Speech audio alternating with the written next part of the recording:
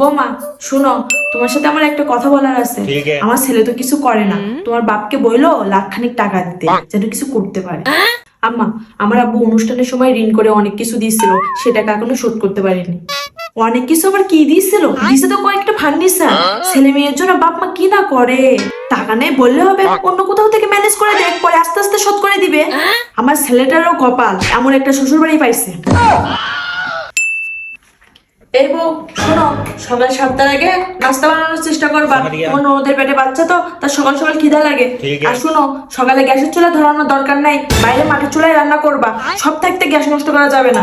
আম্মা, সকালে তো অনেক ঠান্ডা লাগে, আমার শরীরটা তেমন ভালো না। সকালে গ্যাসের চুলো রান্না করে, দুপুরে সবকিছু আমি মাটির চুলায় রান্না করে দিব। তুমি এত নবাবের ঘরে বেটি হয়ে পারোনি যে মাটির চুলায় রান্না করতে পারবে না।